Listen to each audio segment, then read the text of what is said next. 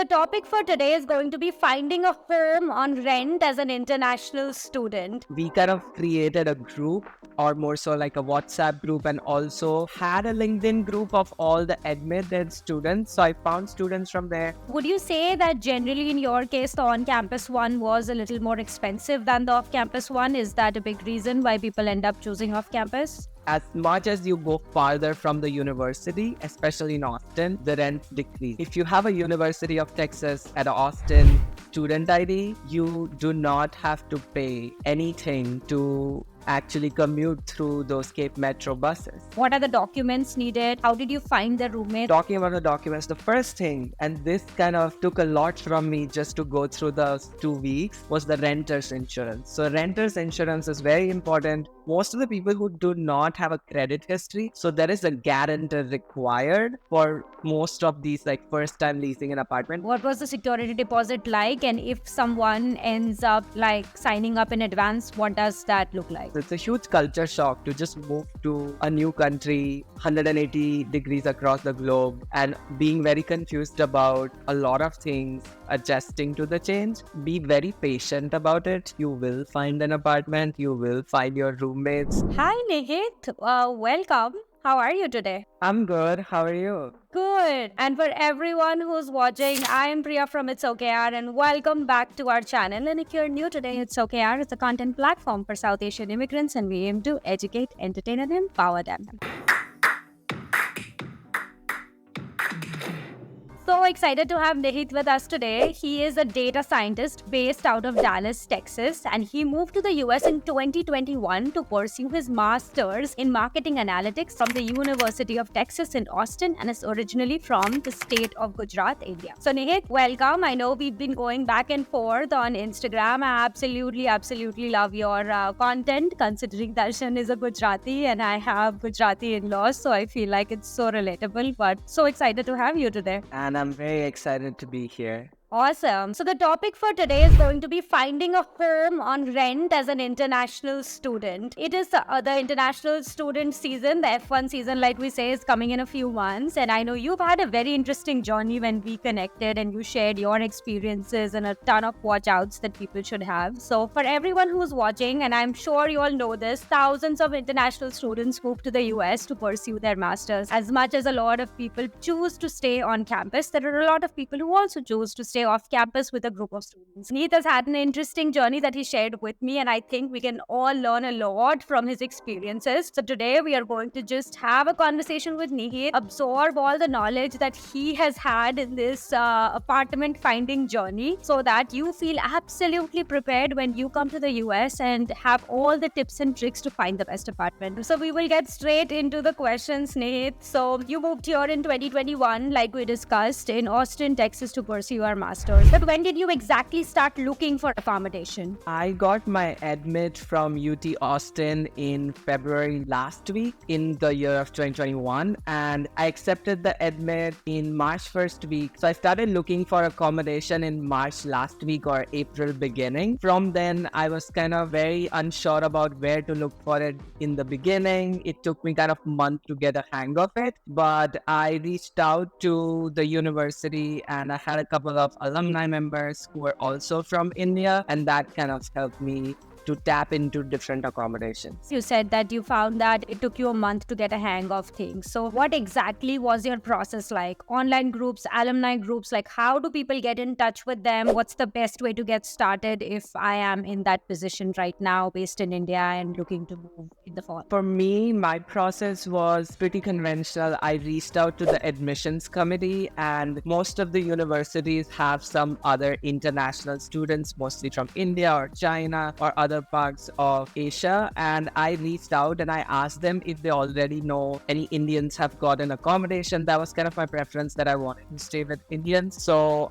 we kind of created a group, or more so like a WhatsApp group, and also had a LinkedIn group of all the admitted students. So I found students from there. I reached out to them on LinkedIn. We kind of connected over calls to discuss what are their accommodation preferences and how's that going. And that kind of helped me get more details into what kind of apartment I should be looking at, what kind of roommates I should be looking at. I was looking at on-campus and off-campus both, but looking at the prices and the rates, I kind of decided to go with an off-campus accommodation. Oh, so would you say that generally in your case, the on-campus one was a little more expensive than the off-campus one? Is that a big reason why people end up choosing off-campus? There are two reasons. One is most of the students who pick university accommodation on campus are undergraduate students. And second was that the rates, if you're especially moving from India, the conversion. So the first time anybody moving from India to the US, you will feel that the rates were higher. You can look at a range of like a $1,300 to $3,000, depending on which city you're in, whether you want a shared space or a private space. And also keep in mind that this is first come, first serve basis. So by the time I had gotten my visa, most of the apartment on campus were already gone. Got it. And would you be like comfortable sharing the rent, etc., that you ended up paying off campus? So just to give you like a specific question from that standpoint, how much would someone end up paying if they are staying in the university? If you are staying in the university, as I said, on campus, you could look at a range of $30,000 to $3,000. And if you're in a bigger city like New York, Seattle, or somewhere in California, I'm sure it would go even bigger than that. But looking at off campus, so if you want like a very basic standard apartment with very little amenities, I'm pretty sure if you have roommates, you could pretty much get like a shared apartment with $500 to $800. Which is, I know it's still a lot, but it's as compared to other possible accommodations in the US, that is pretty cheap. And it is really dependent on how fancy do you want your apartment versus whether it's just abiding by like the basic amenities. So that's what I would say. If you're looking at like an apartment just by yourselves, because some people have the preference of not wanting to share an apartment, I think it would range somewhere between like a $1,300 to $2,500, depending on which city you're in. So talk to me about Austin specifically. How much would someone end up paying if they are planning to live alone? And what kind of an apartment would that be? And then you mentioned the 500, 800 range. Talk to me about that. Is it a 1-bedroom, 2-bedroom? How many people are sharing? Like, give us a little bit of the specifics there. If we are talking about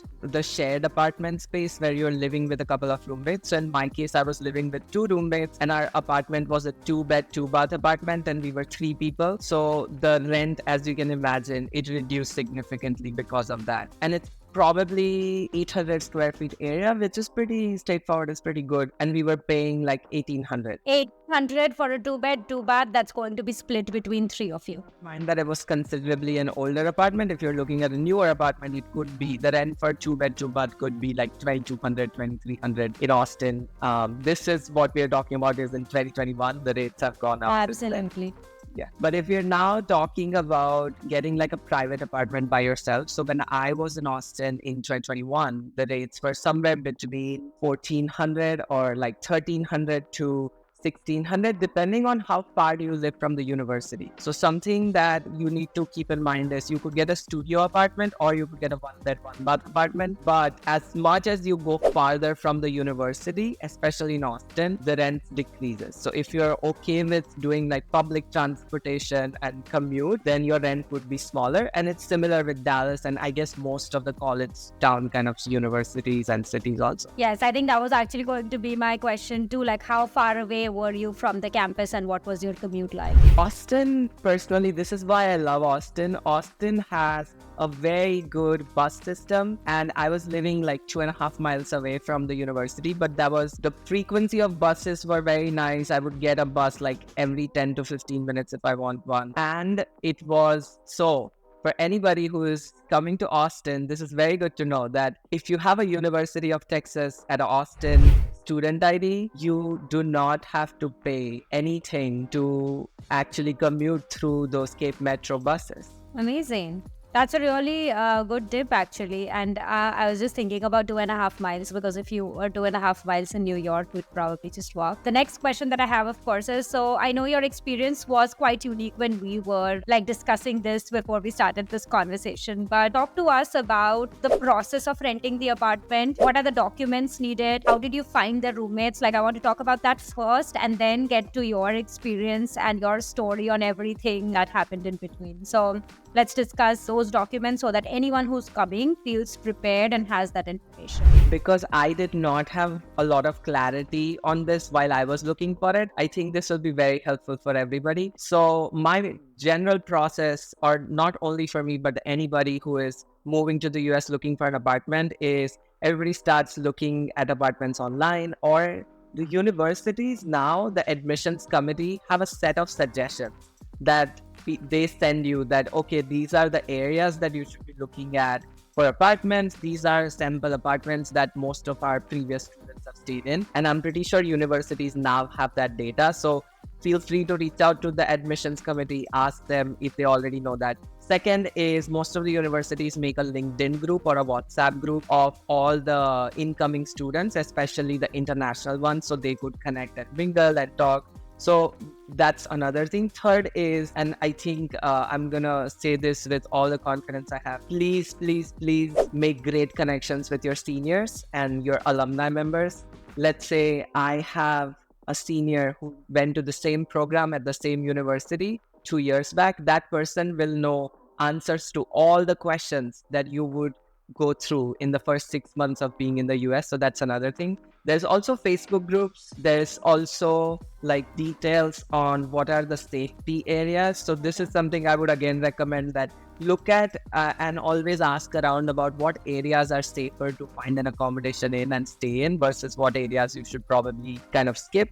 So that's what I would say. The documents now. Talking about the documents, the first thing, and this kind of took a lot from me just to go through those 2 weeks, was the renter's insurance. So renter's insurance is very important. All the leasing managers or leasing offices, let's say you're leasing an apartment anywhere in the US, they will ask you for renter's insurance. So either you can buy the apartment's leasing insurance or you could rent it from outside. And the apartments usually nowadays already have suggestions of what renter's insurance you could look for outside. So at the time I was in Austin, I had like e-premium insurance. When I moved to Dallas, I looked at State Farm. The insurances are pretty straightforward. They'll give you all the details.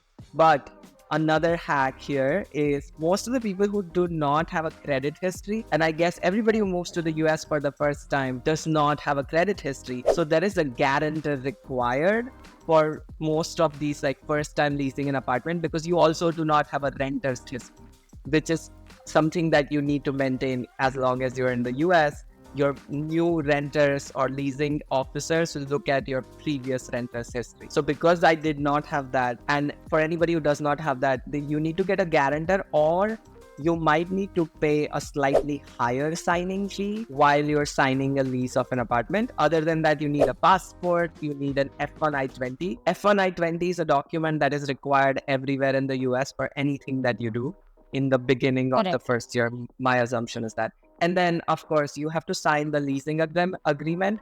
Now, this is again something I would say, please put a lot of time in reading that document and making sure what are all the charges, because usually these documents are 30 to 50 pages long. But I would definitely recommend going through all of that. Just to provide like a little bit more context for guarantors. So guarantors have to be either a US citizen or a green card holder, if that helps. No, I was actually going to ask a question on the guarantor aspect because I know you did mention that you could pay a little bit extra. So that my question is, are you aware if someone doesn't know anyone who's a US citizen or cannot find a guarantor who has a green card or something, what are their options like in that case? It's still pretty straightforward. You'll probably just have to pay like a little bit more to sign the lease, because guarantor is only basically there to prove that, okay, you're not going to run away from your apartment, you're going to pay your rent for the signed lease agreement.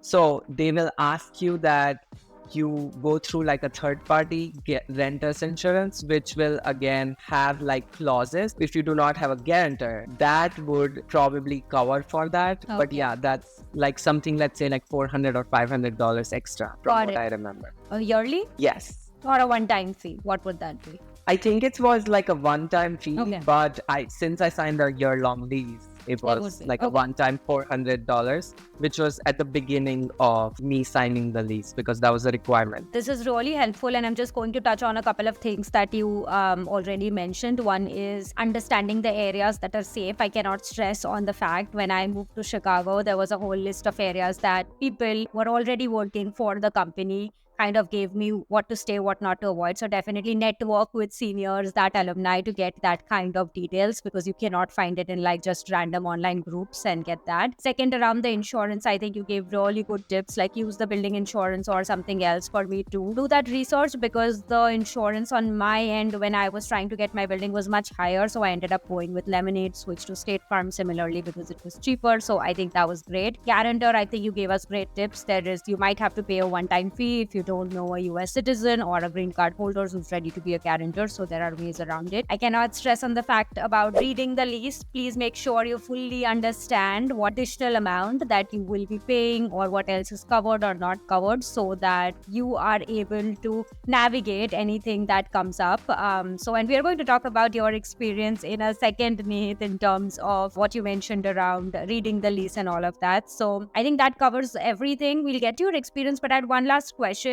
You said that you were staying 1800, one bed, one bath, slightly older apartment, 2.5 miles away from university. What were your utility charges like? And when I say utility, for anyone who is not aware of this term, that would involve your electricity, water, sewer, like that kind of bills are a utility bill in a building, and that is in the US. You might not be aware of something like that in India. So I just want to get an approximate of your monthly utility bill when three people were staying, and what was it?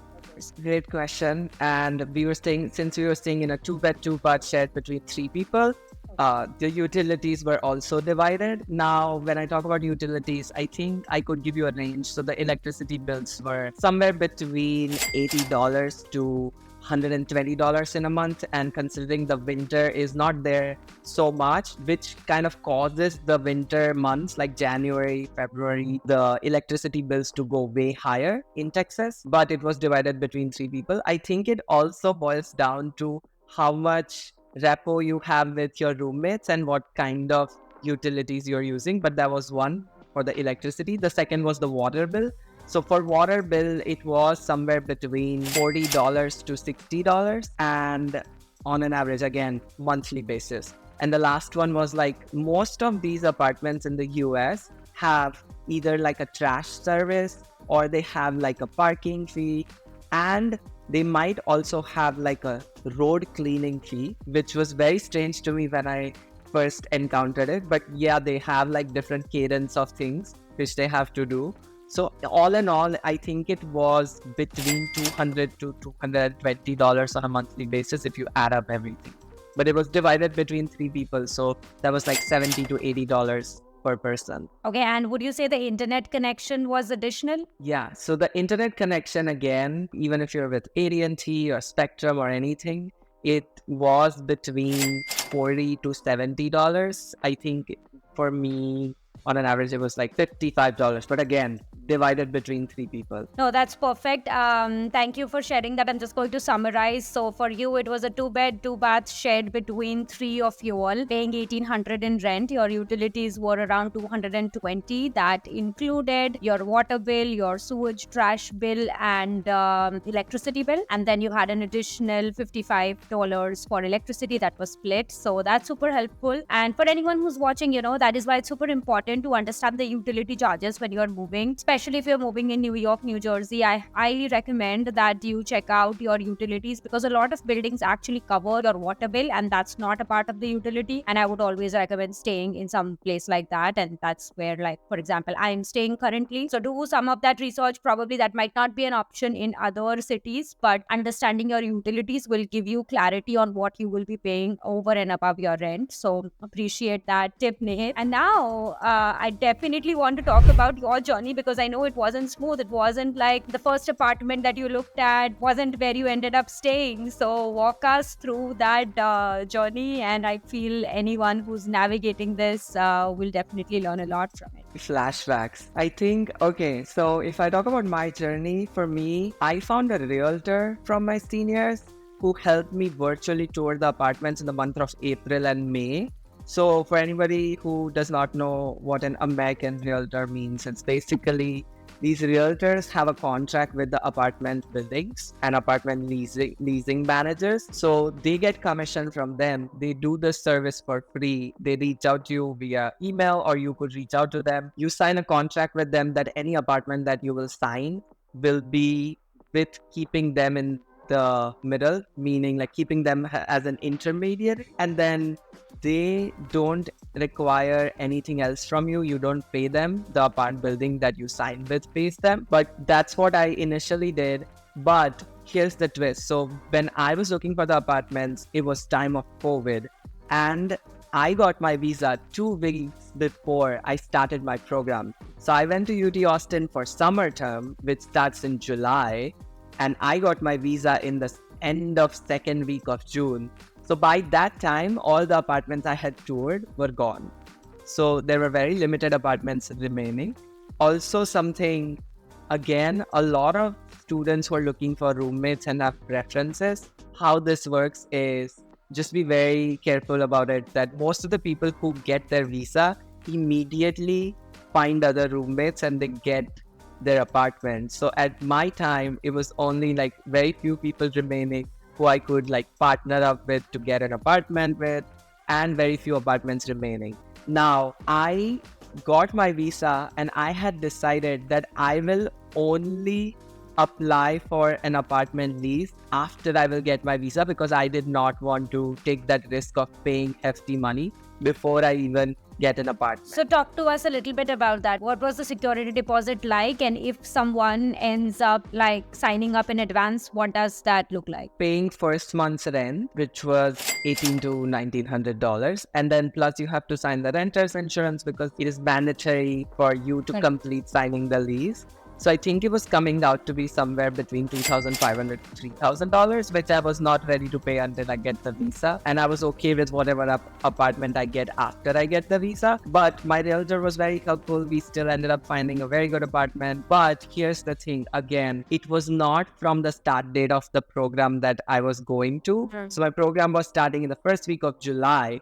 I got this entire year-long lease starting in the second week of August, by which my entire summer term would get over, because if anybody who's taken a summer term knows, it's almost like 6 to 9 credit hours and it gets done in 5 weeks. It's very quick. So this was going to be my first month in the US, and before 10 days of me getting on that flight to the US, I did not have an apartment to stay in the US for the first month. Now, I again worked with my realtor and we found a shorter lease just for that first month. So I stayed in a different apartment, which was again fully furnished, and I kind of had to pay longer, but pay like a higher money. But for that apartment that was closer to the university, I got a 1 month long lease. Now again, something that happened there is, What was the cost? so I don't remember it exactly, but I think it was like for a month and it was $1,000 to $1,500. And then there was like a lot of like prorated values that I had to pay, because again, there also I had to sign a renter's insurance for a month. And because it was on such a short notice, they had like higher rate, which I had to pay. I don't exactly remember it, but I think all in all, it was somewhere closer to $1,000 just for that first month. But again, what happened there is that lease was ending on July 31st and my new lease was starting on like August 16th. So I had 2 whole weeks where I am supposed to be giving my midterm exam, my final exam of summer term. I have no apartment to live in. And by this time, I've already moved to the US. And in the second week, July 2nd week, I was constantly going around places looking for apartments or figuring out a way to either get my apartment before my lease starts. But that is not something that really actually works, because once you sign a lease apartment for a particular date, that is exactly when you can move in, not before. Not even a day. Yes, it's not single day, like not even 10 hours. So this is the most beautiful part of me going to UT Austin and me spending my first month in the US. And for anybody who's moved to the US knows it's a huge culture shock to just move to a new country 180 degrees across the globe and being very confused about a lot of things, adjusting to the change. I found a lot of good classmates And I went to a program which was not very heavy with international students. It was only 2 international students from India, one from China, and 95% of the cohort was from America because I did a marketing degree. Now, I found another international immigrant to the US who was an American citizen, and he and I became very good friends, and he offered to let me stay at his apartment for these 2 weeks when I did not have accommodation. And I think that is how it got sorted out. But I think that was the most beautiful thing for me personally, and it was quite relieving that I made friends and I networked so well that somebody who I did not even know 2 weeks before could offer to let me stay at their apartment. And of course, I made them like pav bhaji and pulao and everything, and I like made a whole Indian meal for them. What was your process like? What did you end up telling them that, or like that they felt comfortable? Because I know, like, if you've stayed here a while, you'll find those kind people and build that network. But you were just moving in; they didn't even probably know you. So how did you make that happen? First thing is UT Austin in general, the cohort that they make are very thoughtful in terms of what kind of people that they take in. And again, so basically, there's definitely like 50% risk factor, 50% of trust. I think my conversations with my friend, his name is Marco, and I kind of explained this to him, and he had gone through a similar situation before because he's also an immigrant. So I think it's people who come from different backgrounds to this country and have a shared experience and know how difficult it is to move to, like a new country entirely by yourself. And then, of course, this was also very close to my other friends who I was knowing already beforehand. So it was kind of like an adjusted situation. Also, it was most of the time because we were part of the same cohort, we were spending like 8 a.m. to 10 p.m. at the university. Yeah. So I think that kind of worked out, and I'm really glad. And I think sometimes you're put in a situation where you have to make a decision, and I'm just grateful that it happened. So did that work out while you were in India? Like, because, you are packing your bags and you're going to be landing in this absolutely new country. Did you know, like, okay, when I land into this country, or I will go to Marco's place for 2 weeks and then I will go to my new place? Talk us through that so that people can connect the dots. Very good question. So I had completely no idea that this is how it would happen. My backup plan for these 15 to 20 days was to just get a room at a hotel with all my luggage, or book an Airbnb and just stay there, come what may the costs are, because I feel like once you've gone to a country and you're already trying your best to kind of survive in it, you have to find solutions. And this is where this opportunity just presented itself, where I was going around asking people in my cohort and my friends and people around me if they know any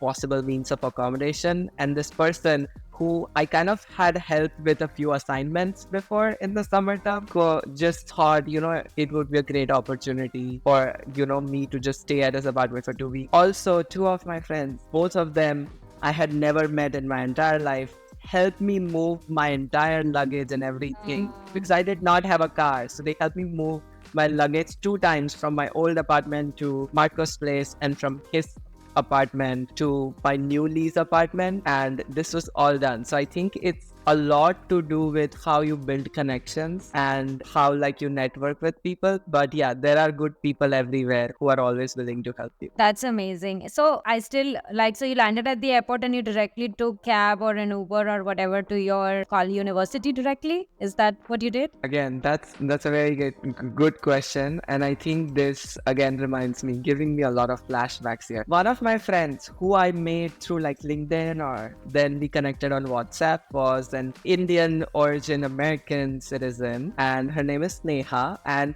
she helped me out. So it was her and her mom picking me up at the airport, and they had dal chawal ready when I landed, and they kind of helped me out with that entire process. And I feel like this is very welcoming. This has been the most welcoming experience I've ever had in an entirely new country. But yeah, I did not book a cab. And this was gonna be one of my classmates. He picked me up from the airport and, dropped me off at my apartment. They already had a set of care package ready for me. We had a very nice dinner, and I was very happy about it because I was jet lagged after all my flights were already cancelled and I had to rebook the flight on the same day. So it was a lot of jet lagged kind of a scenario with such a nice welcome. So just to wrap up, I have last two questions. One was, did you end up finding those roommates in your 2-bed, 2-bath apartment? If you want to share a little bit about that. End up finding one roommate before I moved to the US, and it was just going to be two of us. And then another student who was going to pursue his PhD reached out to us after we had moved in, and his program start date was in September. And he was looking for a room, and he also was in a similar situation. So this is where I realized that, when I was in such a difficult, challenging situation, there were people who were there to help me out. So my roommate and I had this conversation, and we were like, okay, let's just help this person out. So we got him added to our lease after we had moved. And that is also a possible option. But yeah, that's how I found my roommates. And just to wrap it up, is there anything in the apartment searching process that I haven't covered or you'd like to share? Be very patient about it. You will find an apartment. You will find your roommates. Also, the second thing I would say is please be very open-minded. You're going to a new country. There's going to be a lot of learning curve, adapting to the change, adapting to the culture. And I would say there is definitely going to be ups and downs, but know that you are here for a reason, be it studying or a job, and that is the priority. So as much as finding a fancy apartment with like a poolside view would be beautiful, I think the first 6 months are crucial for you to just adapt to the change, and you will soon land an apartment that you want to. Just be patient and be consistent about the process. Be very organized and continue to network, and networking never goes out of the style. I definitely will be doing a video with you on networking. So for anyone who's listening and wondering how Nihit has been doing this magic, we will definitely try to deep dive so that we can all learn from him. But Nihit, it was absolutely fantastic hearing from you. And for anyone who's moving to the US, remember, it's going to be a journey. If you are not able to find these people, like in Nit's case, he made the connections and he was able to. Just come with an open mind, be open to navigating new challenges, and eventually it's all going to work out. Best of luck. If things aren't going your way, remember it's okay, and they will eventually turn around. This is Priya signing off, and I will bring another episode with Nihit soon so that we can talk about his networking ideas and we can all learn from him. So thank you so much, Nihit, for taking the time, and it was wonderful having you. Yeah, it was amazing speaking with you and being here. Thank you. Okay, awesome.